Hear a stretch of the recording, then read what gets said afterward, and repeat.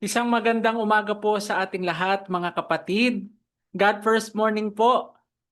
Ako po ay nagagalak at nagpapasalamat sa Panginoon sapagkat muli niyo po akong binigyan ng pagkakataon na makapaglingkod sa inyo sa umaga pong ito and at the same time makapag-share po sa inyo ng patotoo tungkol sa kabutihan at katapatan ng ating Panginoon kung tayo po ay susunod at babalik sa Kanya pong mga prinsipyo tungo sa pagiging tapat na katiwala niya. At dito po ay akin pong isi-share ang akin pong screen. Mga kapatid, ang amin pong iglesia sa Malolos ay naglalayon na maging isang missional steward. Bago po ang lahat, gusto ko po muna pong magpakilala. Ako nga po pala si Brother Joshua Agape. Naglilingkod po currently bilang stewardship educator and stewardship leader ng iglesia po ng Malolos.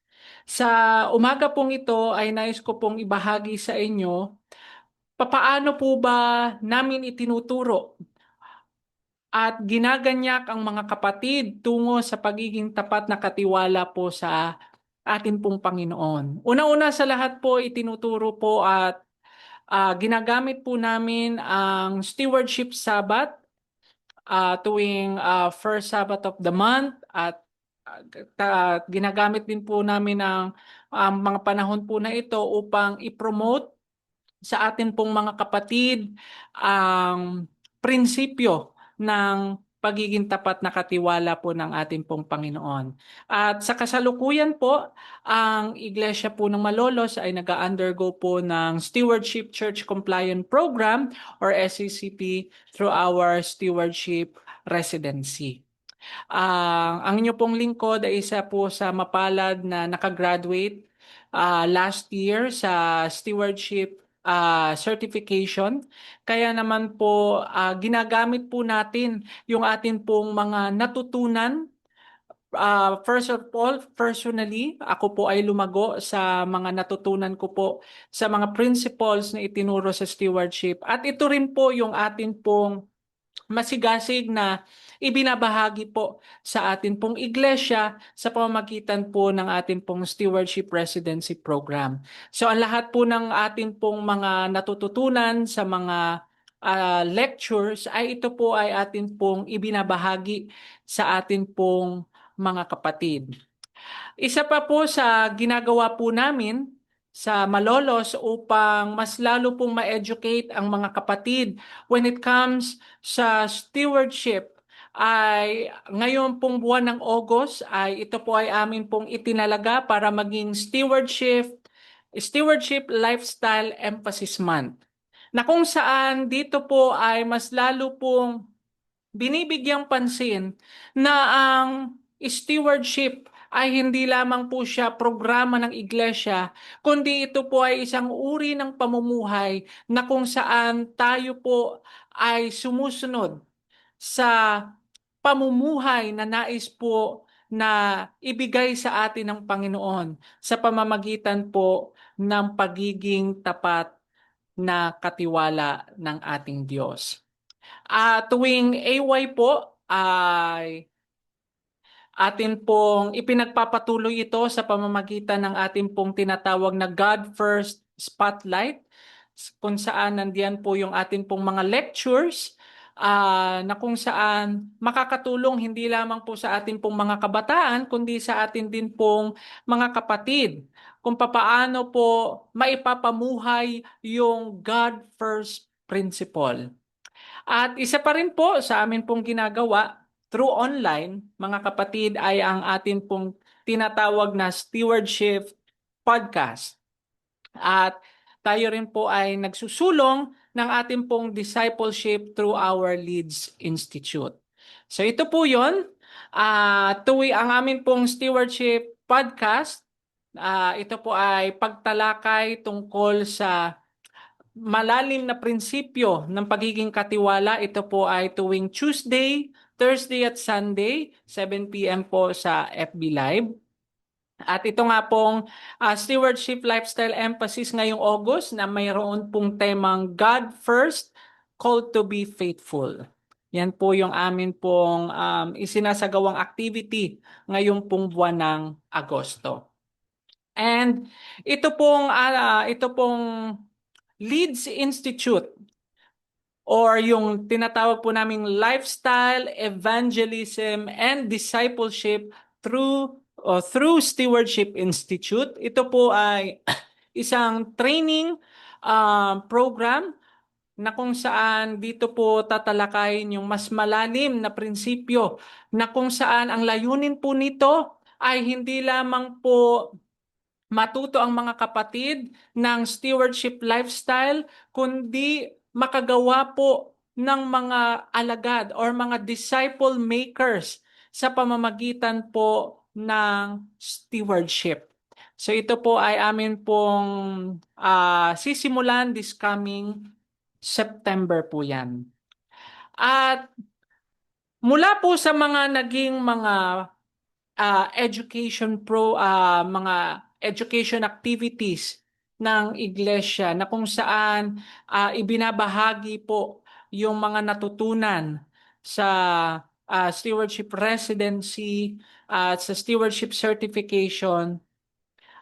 Nung nakaraan pong quarter ay nagkaroon po kami ng commitment service na kung saan ang mga kapatid po ay binigyan ng um, commitment card na kung saan hinimok ang atin pong mga kapatid na makisangkot sa gawain ng Panginoon sa pamamagitan ng combined offering plan. At alam niyo po mga kapatid, purihin ang Panginoon sapagkat marami po sa mga kapatid ang kinilos ng ating Panginoon at tumugon sa kanyang panawagan na bumalik sa prinsipyo ng combined offering plan. At makikita po dito mga kapatid yung naging impact sa spirituality ng mga kapatid sapagkat mas lalo nilang nakita ang kabutihan ng Panginoon at yung transformation sa kanilang mga buhay dahil sila po ay nakikita po nila na sila po ay nagagamit upang mas lalo pang mapalawig ang gawain ng Panginoon sa pamamagitan po ng combined offering plan. Na kung saan, hindi na po nila kailangan pa na sila po ang pumunta sa iba't ibang bansa upang maging missionary, kundi sa pamamagitan po ng prinsipyo ng COP, ay sila po ay nakakabahagi upang iparating ang pabalita ng pag-ibig ng Panginoon. Hindi lamang po sa teritoryo po natin, kundi sa iba't ibang panig ng atin pong mundo. At makikita rin po ang naging impact sa spirituality ng mga kapatid sa pamamagitan po ng kanila pong liberality sa gawain po ng ating Panginoon. Mula po dito sa first semester ng 2025, ang atin pong mga COP giver sa Malolos po, ang atin pong mga giver na nagbibigay na po ng more than 10% ay 5. Ang nagbibigay po ng 10% sa atin pong mga kapatid ay 33.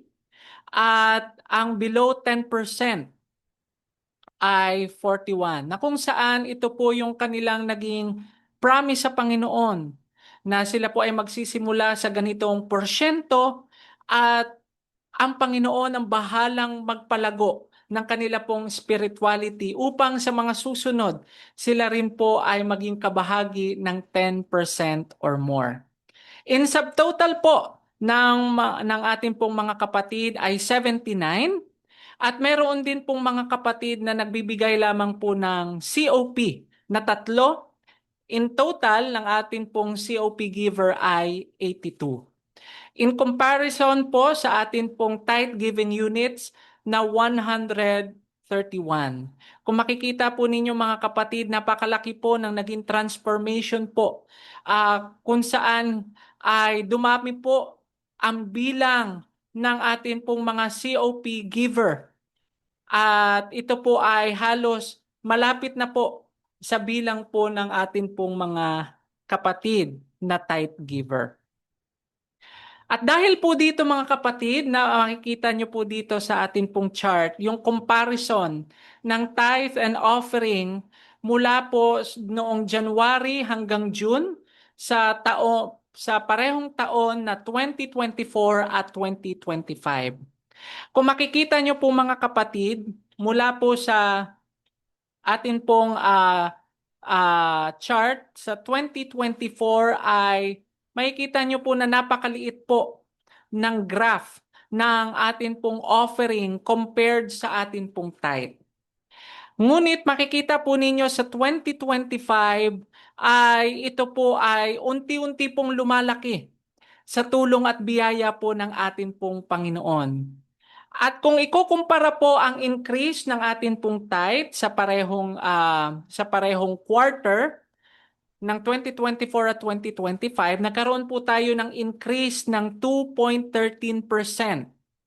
So, makikita po natin dito na ang atin pong mga kapatid sa Iglesia ng Malolos ay mayroon pong matatag na kaunawaan tungkol sa matapat na pagbabalik ng ikapo sa atin pong Panginoon.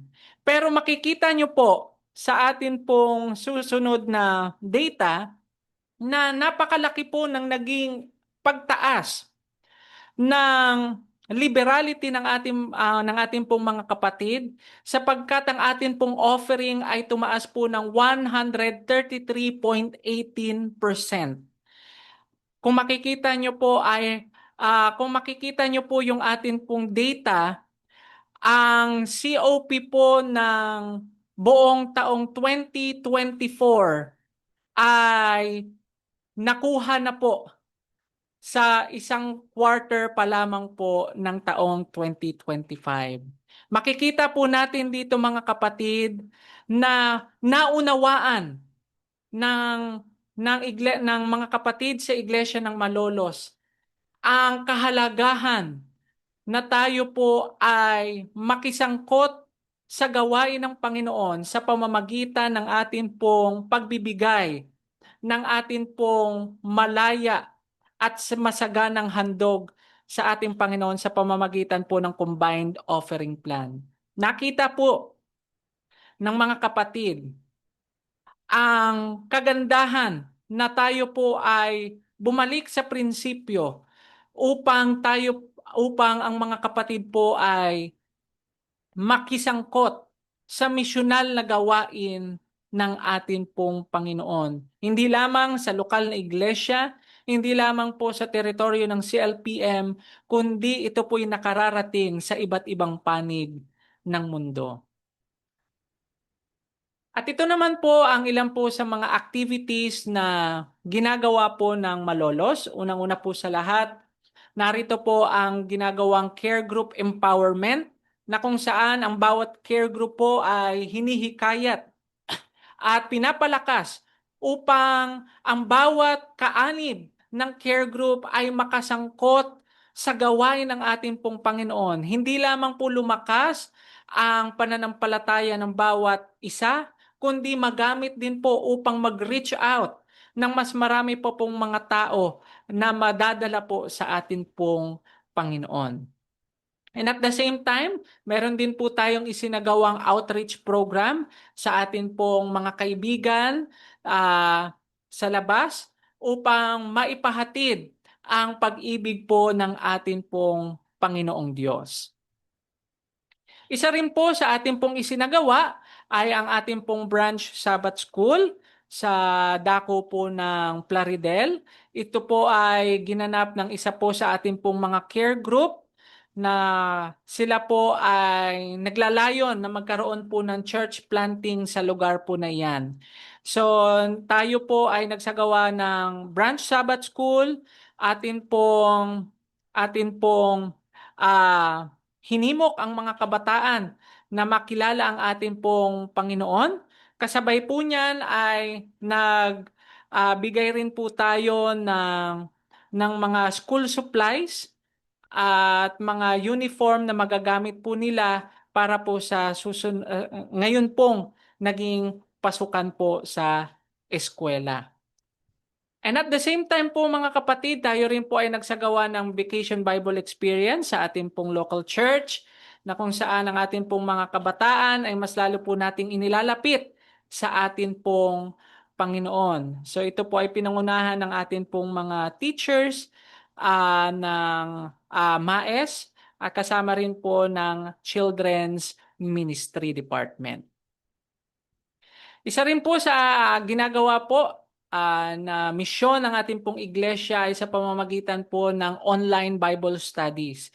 So ito po yung ilan po sa ating pong mga kabataan na naglalayon po na makilala ang ating Panginoon, mas lalo po nilang sila po ay mailapit sa paanan ng ating Panginoon at sila rin po ay maging kaanib ng atin pong iglesia. Alam niyo po mga kapatid, napakahalaga rin po na meron din po tayong mga ginagawang activities na missionary activities online sapagkat naranasan at na-experience po ng Iglesia ng Malolos na sa pamamagitan po ng mga programa po natin online ay mayroon po tayong mga kaluluwa na tumatanggap sa atin pong Panginoong Hesus. And at the same time, na ang atin pong Stewardship Ministry Department ay nakikilahok upang mas lalo pong mahikayat ang atin pong mga kapatid sa atin pong mga ginagawang ministry upang ipaabot at mas lalo pong ma-educate ang atin pong mga kapatiran tungkol sa pagiging tapat na katiwala at maisabuhay ang God first principle. At ito po yung ating pong ginagawa po ngayong August, ang ating pong Stewardship Lifestyle Emphasis Month. Na tayo po ay meron pong tuwing divine worship po natin. Ito po ay nakafocus sa stewardship at ang atin din pong AY ay tayo po ay may mga lectures na ginagawa upang mas lalo pong mapalakas ang kamalayan ng ating pong mga kapatid tungkol sa pag-a-apply ng lifestyle ng pagiging katiwala. At ito rin po ang ating pong stewardship podcast. So maaari nyo po yan makita rin po sa ating pong official Facebook account, ang ating pong live na broadcast ng ating pong podcast na kung saan dito po ay hinihimay-himay at mas lalo pong at kasama po ang mga kapatid na nagbabahagi ng kanila pong mga reflection at insight sa mga nagiging pagtalakay po sa bawat episode. Kaya naman po nawa dito po sa testimony po na ito, nakita po natin yung kahalagahan na tayo po ay maging kabahagi ng gawain po ng ating Panginoon. At magagawa lang po natin ito mga kapatid kung tayo po ay makikisangkot sa programa o sa layunin ng Diyos na COP for Christ. Na kung saan ang ating Panginoon, kung siya ang ating partner, siya po ang ating provider. Christ ang ating pattern. Ang ating pong Panginoong Hesus ang ating protector. Christ is our physician and Christ is our planner. At ang layunin po ng COP sa Iglesia po ng Malolos ay hindi lamang po ang Malolos ay maging isang missional church, kundi ang bawat kaanib ay maging isang missional steward. At harinawa, hindi lamang po ang Malolos, kundi ang bawat iglesia sa teritoryo ng CLPM ay hindi lamang maging missional church, kundi maging mga missional steward. Marami pong salamat at pagpalain po tayo ng ating Panginoon.